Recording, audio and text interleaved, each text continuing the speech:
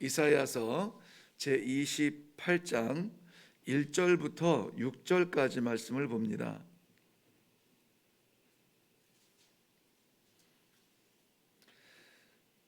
네, 찾으셨으면 우리 다 같이 한 목소리로 1절부터 6절까지를 합독하도록 합니다. 시작. 에브라임의 술 취한 자들의 교만한 면류관은 화 있을진저, 술에 빠진 자의 성 곧 영화로운 관같이 기름진 골짜기 꼭대기에 세운 성이여, 쇠잔에 가는 꽃 같으니 화 있을진저. 보라, 주께 있는 강하고 힘 있는 자가 쏟아지는 우박같이, 파괴하는 강풍같이, 큰 물이 넘침같이 손으로 그 면류관을 땅에 던지리니, 에브라임의 술 취한 자들의 교만한 면류관이 발에 밟힐 것이라. 그 기름진 골짜기 꼭대기에 있는 그의 영화과 쇠잔에 가는 꽃이 여름 전에 처음 익은 무화과 같으리니, 보는 자가 그것을 보고 얼른 따서 먹으리로다. 그 날에 만군의 여호와께서 자기 백성의 남은 자에게 영화로운 면류관이 되시며 아름다운 화관이 되실 것이라.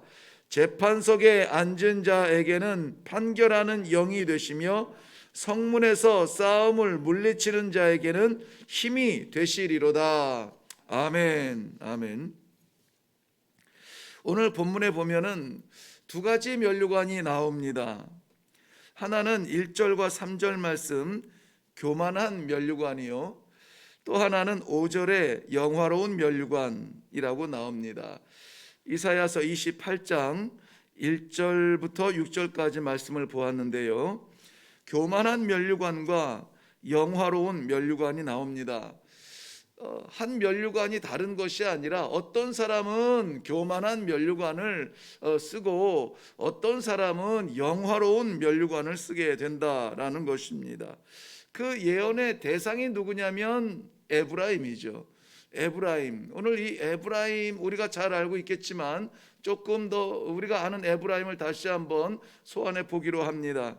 에브라임은 야곱의 12 아들에 끼어 있지는 않습니다.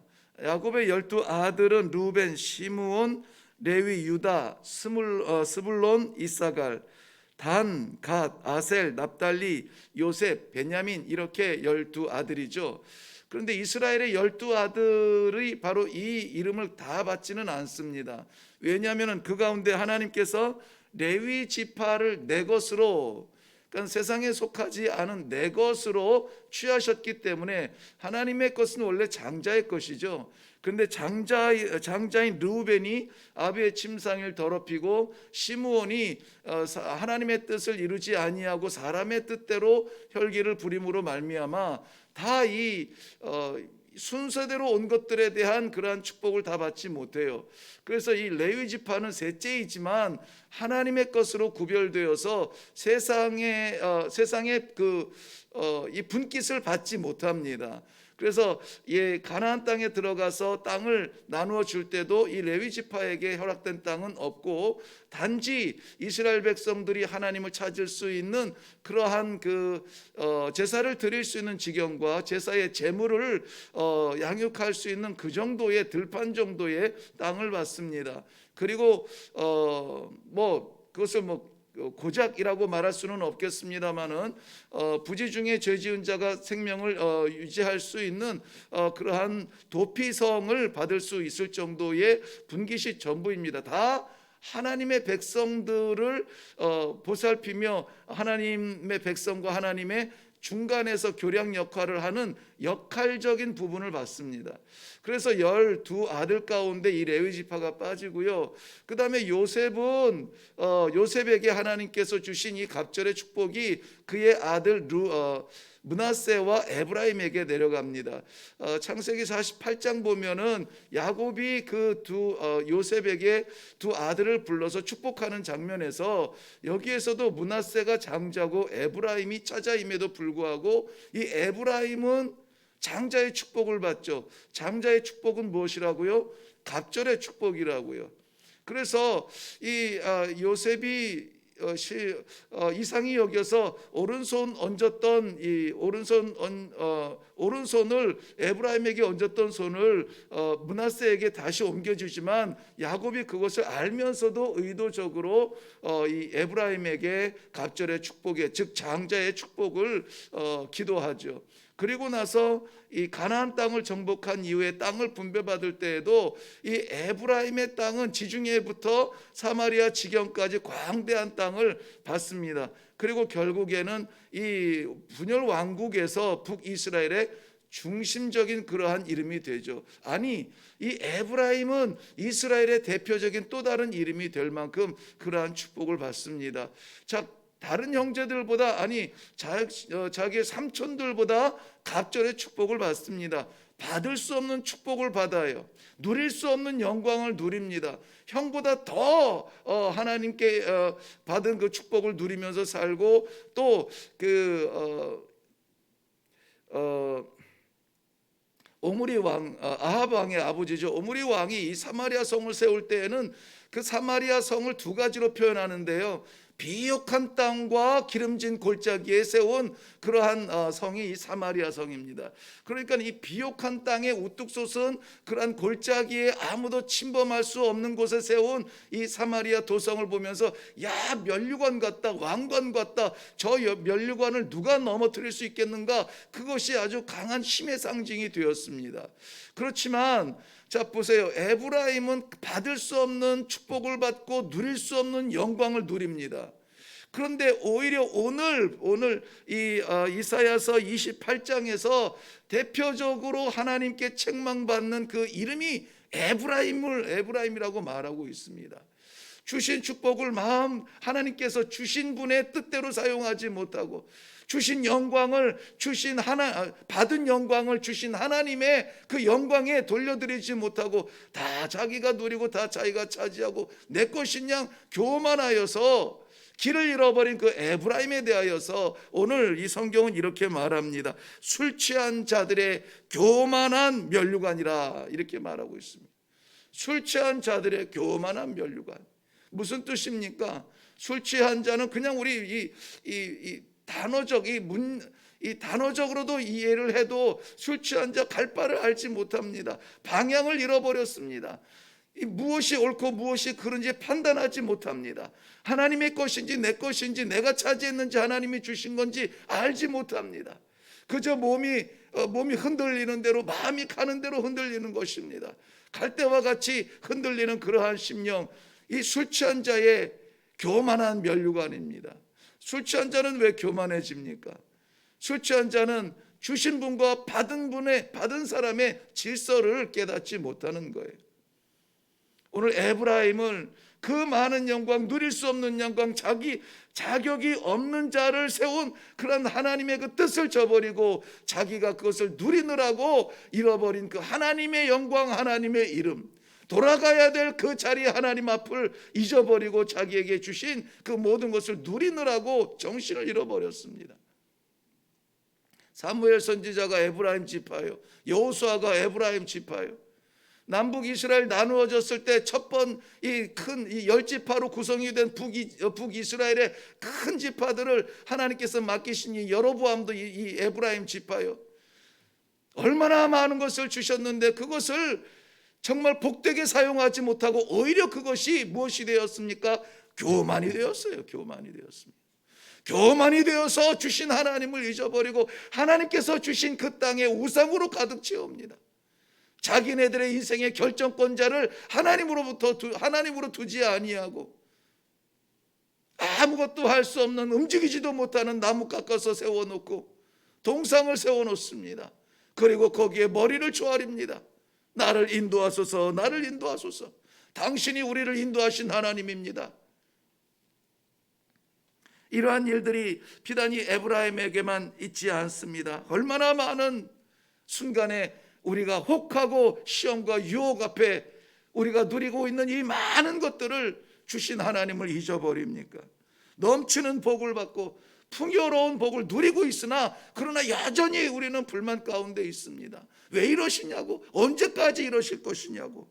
오늘 본문은 그것으로 인하여서 에브라임은 새로운 별명을 받습니다. 에브라임의 술 취한 자의 교만의 면류관. 동시대를 살았던 아모스 선지자도 아모스 4장 1절 말씀에 이렇게 표현합니다. 사마리아의 산에 있는 바산의 암소들아, 이 말을 들으라.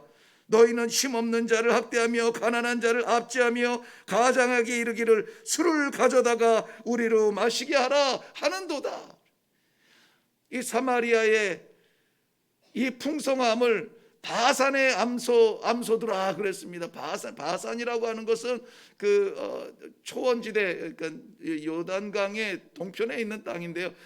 굉장한 초원지대입니다. 거기에 가축을 풀어놓았다 하면은 이 가축에게는 천국이죠. 마음껏 뜯어먹고 살이 찌고 윤기가 나는 그러한 소들입니다. 특별히 그 소를 양육하는 목동으로서는 암소들을 특별 대우하지 않겠습니까?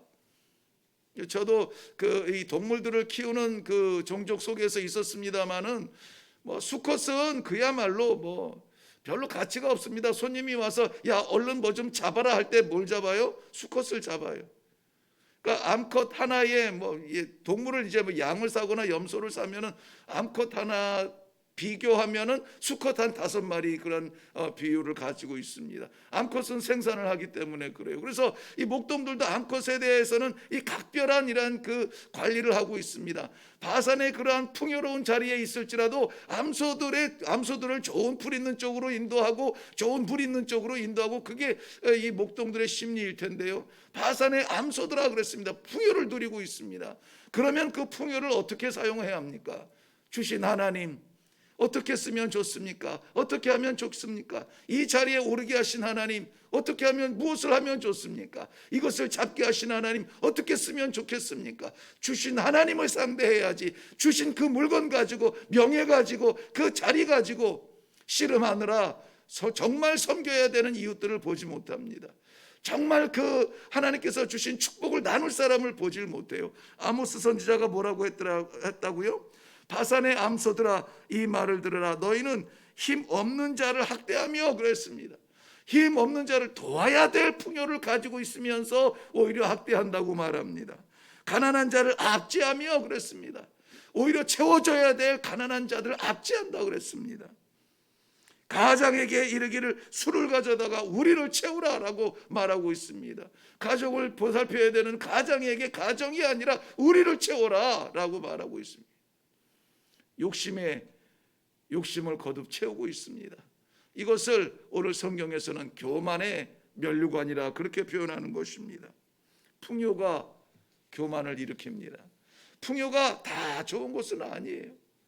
준비된 마음에 허락하신 하나님의 선물을 주신 하나님을 인정할 때에 그것이 축복이요.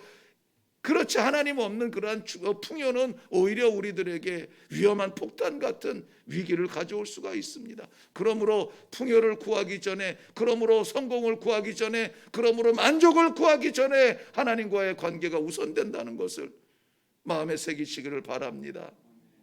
얼마나 많은 그 풍요로움이 우리를 교만으로 인도하는지 모릅니다. 그 풍요는 1절 하반절 말씀에 보면 기름진 골짜기 꼭대기에 세운 성 같다 그랬습니다. 기름진 골짜기 꼭대기에 세운 성 같다. 많은 풍요로움이 있으나 꼭대기에 있으니까는 누구도 넘볼 수 없는 그러한 자리에 있는 성 같다 그랬습니다. 그러나 하나님의 생각은 달라요. 하나님의 생각은 기름진 골짜기 꼭대기에 세운 성 같지만 그러나 쇠잔해 가는 꽃 같다 그랬습니다. 쇠잔해 가는 꽃 같다. 지금 보기는 풍요롭고 아름답고 멋지고 성공한 것 같으나 어떻게 된다고요? 쇠잔해 간다라는 것입니다. 4절 말씀에도 여름 전에 처음 익은 무화과 같다라고 표현했습니다. 처음 익은 무화과, 여름 전이랍니다. 여름에 나야 하는 이 무화과가 여름 전에 났습니다. 그동안 이 사시사철 열매가 있는 것이 아니기 때문에 사람들은 이 열리기만을 기다렸습니다. 처음 익은 열매니 얼마나 반갑겠습니까? 누구라도 달려가서 똑똑 따먹고 싶어하는 그러한 꽃이 되어버렸어. 그러한 열매 성이 되어버렸습니다. 하나님께서 그 교만의 면류관을 쓴 에브라임을 심판하실 때의 표현은 이렇게 됩니다. 강하고 힘 있는 자를 보내어 쏟아지는 우박같이 파괴하는 광풍같이 큰 물이 넘침같이 손으로 그 면류관을 땅에 던지리라 그랬습니다. 땅에 던지리라. 오늘날 많은 사람들이 부귀영화를 향해서 달려갑니다. 물론 우리들도 많은 부귀영화 필요합니다. 이러한 세상에서 우리가 누려야 하는 것들이 많이 있습니다. 잡아야 되는 것들도 많이 있습니다. 분명히 그러나 그러한 것들은 수단이요 방법일 뿐이지 이것이 목적이 되어서는 안 됩니다.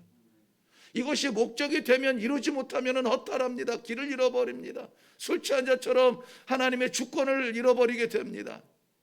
그러나 무엇이라도 우리에게 일을 주셨거든 일이 기회요, 열을 주셨으면 열이 기회인 것입니다.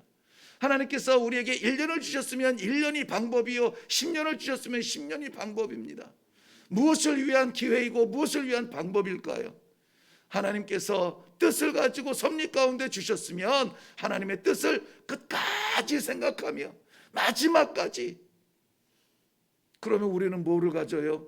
우리는 하나님께서 주신 영원한 생명을 갖잖아요. 예수님이 그것 때문에 예수님이 된 것은 아닙니다만 우리가 예수님의 모양을 닮아가는 제자가 되려 한다면 예수님이 마지막 순간까지 붙들었던 것이 무엇인지를 알아야 돼요. 예수님도 자기 몸을 보호하고 싶었죠. 예수님도 자기의 생명을 연장하고 싶었죠. 예수님도 더 지키고 싶었죠. 그러나 아버지의 뜻대로 하옵소서, 아버지의 뜻대로 하옵소서. 사도 바울이 오직 복음을 위하여서 살아가지만 끊임없이 밀려오는 그러한 핍박과 어려움과 투옥됨과 매질과 강도질과 길을 잃어버림과 동족과 이방의 그러한 핍박들, 그러한 중에서 끝까지 놓치지 않은 것은 무엇입니까?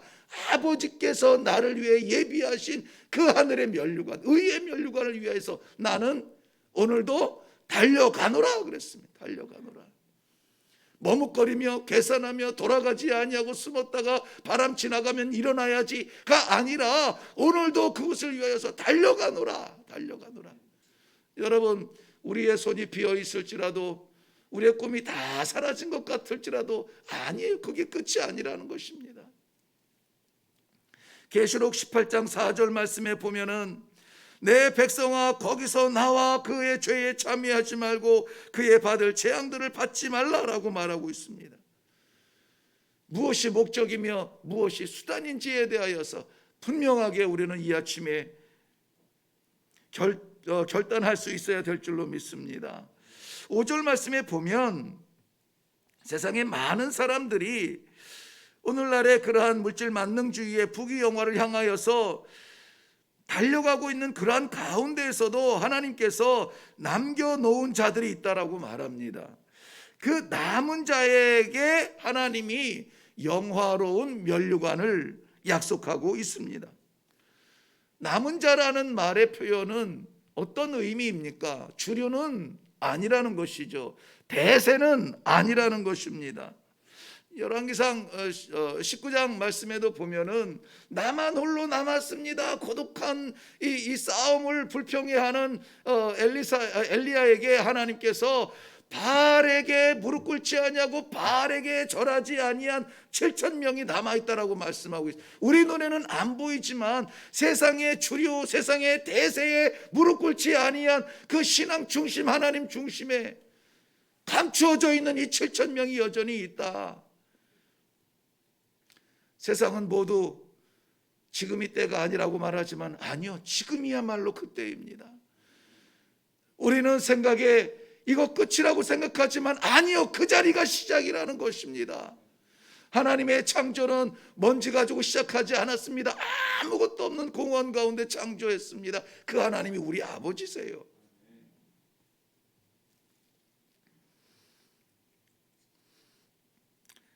지금 세상이 대세라고 말하는 것이 무엇입니까? 경제에서 대세는 무엇입니까? 세상의 많은 나라 가운데 대세로 흘러가는 나라는 어디입니까? 우리가 꿈꾸는 그 대세, 마지막에 영화로운 자리, 그곳은 어디입니까?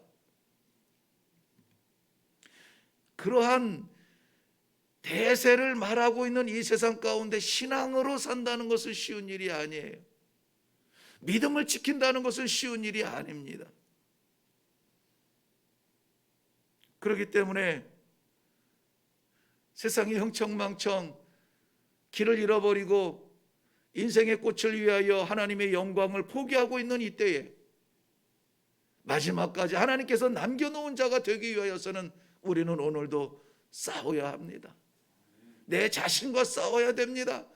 내 영광과 내 꿈과 내 부귀와 내 소망이 무엇인지에 대하여서 철저하게 내려놓고 아버지께서 갖고 계시는 꿈은 무엇입니까? 아버지의 뜻은 무엇입니까? 물어볼 수 있도록 나 자신과 싸워야 돼요.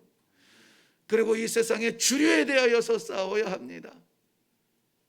우리는 기꺼이 마이너리티가 되어서 남겨진 자가 되어서 하나님께서 예비해 놓으신 그 영화로운 면류관을 쓰시는 귀한 성도들이 되기를 바랍니다. 포기하지 마세요. 잠언 4장 23절 말씀처럼 무릇 지킬 만한 것들 무엇입니까? 많죠. 지킬 만한 것들이 많죠. 지키고 싶은 것들이 많죠. 그러나 그러한 것들보다 내 마음을 지키라 그랬습니다. 내 마음에 가득한 것이 무엇인지, 내 마음을 주장하고 있는 것이 무엇인지, 내 마음이 생각하고 있는 것이 무엇인지 이 아침의 기도 가운데 확실하게 부여잡고 그것 지키기 위하여서 오늘도 씨름하며 싸우며 나아가는 성도들이 되시기를 주님의 이름으로 축원합니다. 그리함으로 말미암아 비록 세상에서는 이해할 수 없는 비주류일지라도 하나님 보시기에는 그 영화로운 면류관을 주시기에 아깝지 않은 하나님의 귀한 백성들로 이 하루를 살아갈 수 있기를 주님의 이름으로 축원합니다. 기도하겠습니다. 살아계신 아버지, 은혜를 감사합니다. 오늘 말씀을 통하여서 뜻밖의 뜻하지 않은 분에 넘치는 그러한 축복을 받은 가운데에서 오히려 그것이 교만이 되어 하나님 앞에 버림받으며 채찍맞으며 심판의 대명사로 쓰임받았던 에브라임의 이름을 보았습니다. 아버지, 이 아침에 주님 전에 올라온 간절한 심령들, 어쩌면은 가장 바닥에 있을 것이고 어쩌면은 가장 답답한 가운데 있을 것이며 어쩌면은 길을 잃어버렸을 수도 있습니다. 그러나 오늘 저희들에게 허락하여 주신 하나님의 귀한 말씀을 의지하여서 우리를 위하여서 예비해 놓으신 영화로운 면류관 그것 쓰기까지 주여 오늘 길을 보여주옵소서. 주여 나아갈 길을 열어주시옵소서. 아버지께 우리의 삶을 드리게 하여 주옵소서. 주의 뜻을 이루어 주시옵소서. 이 하루를 하나님 앞에 제물처럼 올려드리는 귀한 성도들, 하나님 신실한 약속의 하나님께서 기도 가운데 함께하여 주시며 확신하게 우리 하나님께서 그 길을 보여주시어서 담대하게 기쁨으로 일어날 수 있는 기도의 자리가 되게 하여 주시옵소서. 감사드리오며 예수님의 이름으로 기도하옵나이다. 아멘. 오늘 이 아침에 기도할 때에 의도적인 것처럼 기록되어진 것이 교만한 면류관 그리고 영화로운 면류관입니다. 같은 민족을 향하여서 하신 말씀 가운데 주류는 대부분은 이 교만의 면류관으로 인하여서 책망받으며 그 면류관을 땅에 던져버리겠다는 하나님의 무서운 말씀을 받습니다. 그러나 이름도 없고 보여주지도 않고 연약하며 꿈을 이룬 것 같지만은 우리 하나님께서 남겨놓은 자가 있는데 영화로운 면류관 쓸 자라고 말씀하고 있습니다. 우리는 너무나 연약하고 너무나 부끄럽고 부족하며 여전히 갈 길을 찾지 못하는 가운데 있을지라도 오늘 이 아침에 주님 붙들고 나아갈 때에 아무쪼록 우리 하나님께서 예비해 놓으신 영화로운 그 면류관 쓰기에 부족함이 없는 아버지의 종이 되게 하여 주옵소서. 아버지의 사람이 되게 하여 주옵소서. 세상에서 부귀 영화 누리기보다 우리 하나님 아버지 앞에 칭찬 듣는 종이 되게 하여 주시옵소서. 우리 간절한 마음으로 기도하며 내려갈 수 있기를 바랍니다. 우리 다 같이 주님 한번 외치고 기도하겠습니다.